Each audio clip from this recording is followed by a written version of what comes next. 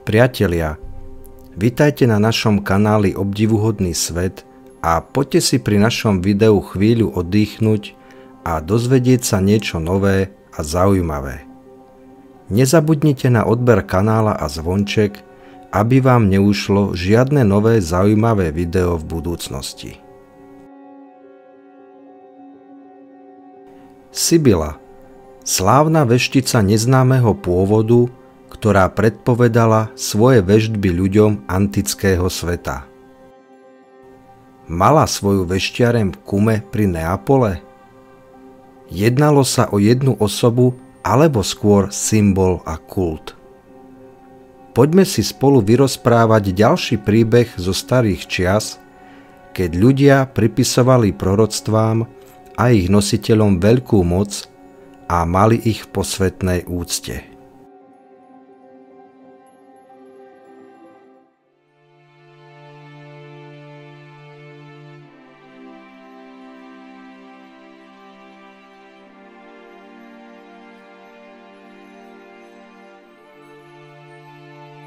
Kuma bola založená na okraji Neapolského zálivu približne v rokoch 750 až 730 pred Kristom gréckymi osadníkmi z ostrova Eubea. Celá táto oblasť bola poznačená vulkanickou činnosťou s množstvom vyvierajúcich, horúcich geotermálnych prameňov a jazierok. Mesto sa postupne rozvíjalo a stalo sa mostom obchodu do Neapola. Vo vodách zálivu boli porazení Etruskovia. Z tohto antického a neskôr aj rímskeho sídliska sa dnes zachovala časť Via Domitiana, ktorá je dláždená veľkými kamennými doskami, zvyškami hradieb a zrúcaninami Jupiterovho a Apolónovho chrámu z 5. storočia pred Kristom.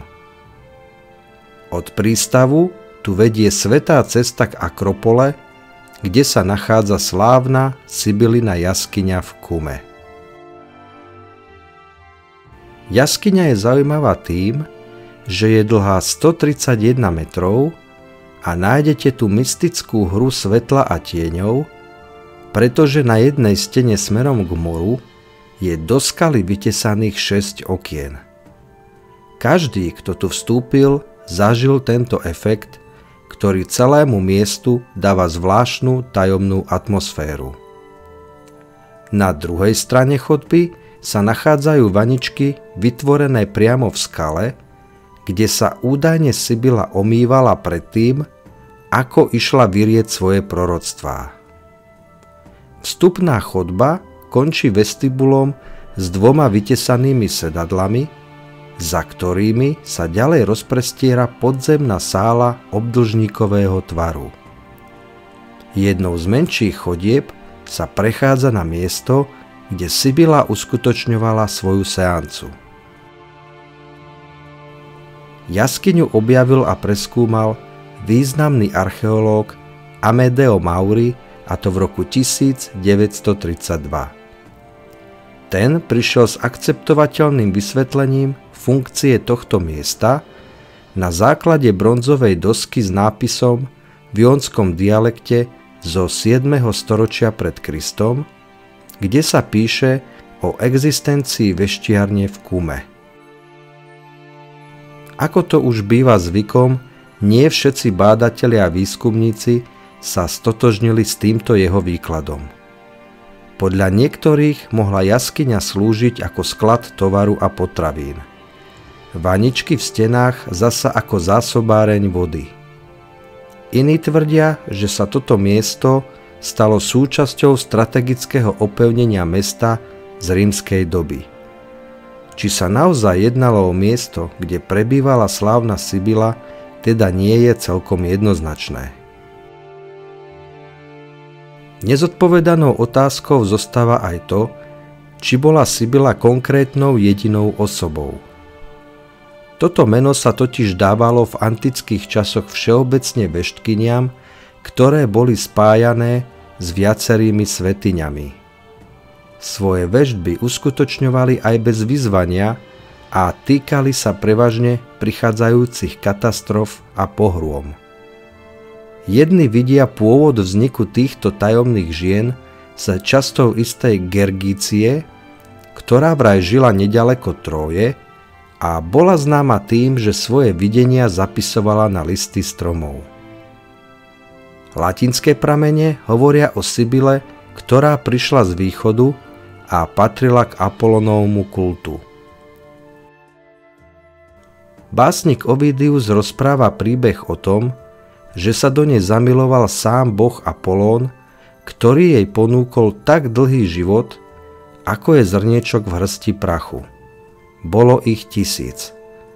No nakoniec, keďže Sibyla nežiadala aj o zachovanie mladosti, veľmi túžila po tak dlhom čase zomrieť. Mnohí autori nakoniec uvádzajú mnoho existujúcich Sibyl histórie, nejedná sa tak pravdepodobne o jednu a tú istú osobu. Samotná Sibyla z Kumy mala niekoľko mien a je otázka, či sa nevzťahujú na viacero jej spolusúputníčok, ktoré sa pri vykladaní budúcnosti a veštení striedali. Kult spojený so Sibylou utichol v 1. storočí po Kristovi. Legenda ďalej pretrvávala do 4. storočia nášho letopočtu.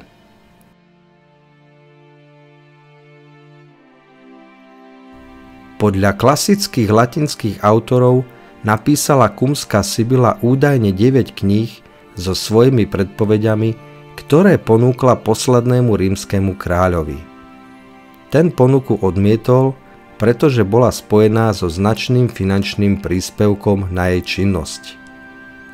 Ani ďalšie pokusy o predaj iných podobných kníh sa nestretli s pochopením vladára. Nakoniec sa jej podarilo predať 3 knihy, ktoré umiestnili v kapitolskom chráme, kde ich mali podrobne študovať miestni kňazi. Tieto knihy však pohltili plamene pri požiari roku 83 pred Kristom, ktorý tam vypukol a nezachovala sa žiadna z nich. Na záver ešte rímsky básnik Vergilius a jeho epos Eneida. V ňom umiestnil Sibylu do strašnej jaskyne, do ktorej viedlo 100 dverí a vykreslil ju ako tajomnú a strach prinášajúcu ženu, ktorá tam vyslovuje svoje temné proroctvá v stave veľkého vytrženia a vydáva pritom zlostné zvuky a ukazuje nahnevané gestá. Ale to je už skôr jeho umelecký pohľad na slávnu vešticu z Kumy. Priatelia, ak sa vám toto video páčilo, dozvedeli ste sa niečo nové a zaujímavé, budem rád za váš like, odber kanála, zdieľanie a komentáre pod videom. To všetko pomáha dostať tento príbeh ďalším z vás. Dovidenia na budúce.